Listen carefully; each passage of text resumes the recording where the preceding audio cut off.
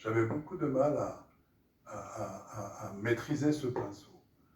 Et puis automatiquement, je ne sais pas, j'ai coincé ce pinceau entre mes dents et j'ai remarqué, alors je parle de dextérité, mais une précision à la bouche que je n'avais pas du tout en dessinant ou en peignant à la main.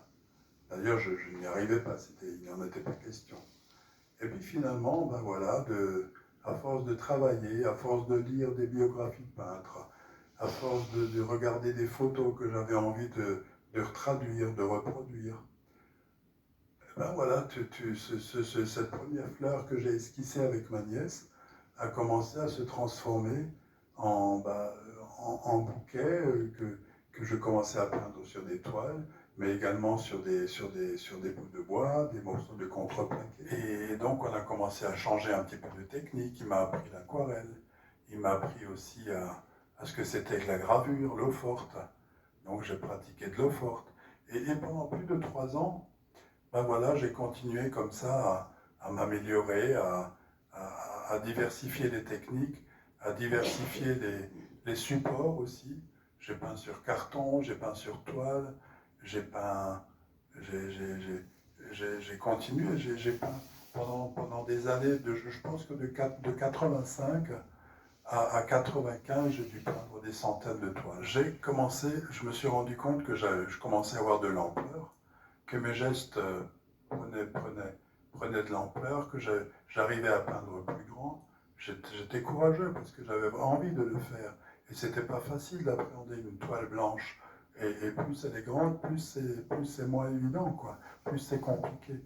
Ben, à partir de là, j'ai commencé à prendre confiance en ma gestuelle, confiance en ma façon de peindre. Et puis ben voilà, ma carrière de peintre a repris un virage et puis a continué à partir de là, à prendre forme. J'ai repris du plaisir. Avec Christine, rien n'est impossible.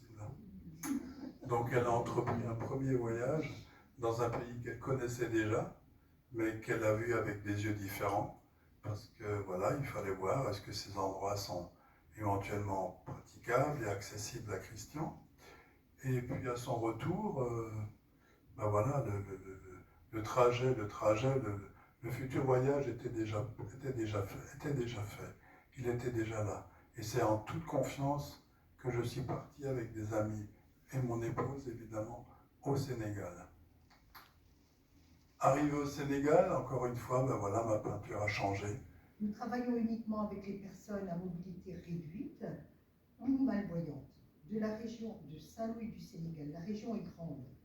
Je vais vous montrer, donc Christian vous a parlé du début de cette aventure, parallèlement à la rencontre que Christian a eue avec Abdoulaye.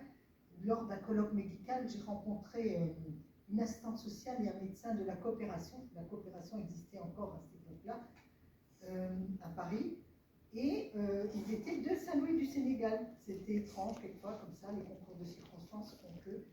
Et eux nous ont confortés, m'ont conforté sur le fait qu'il manquait effectivement du matériel. C'est un travail en réseau avec des partenaires franco-sénégalais, une équipe pluridisciplinaire, on vous l'a aussi dit. Alors, ce travail est basé sur quelque chose qu'on n'a pas chez nous de cette manière-là, qui est assez intéressante. C'est une organisation communautaire.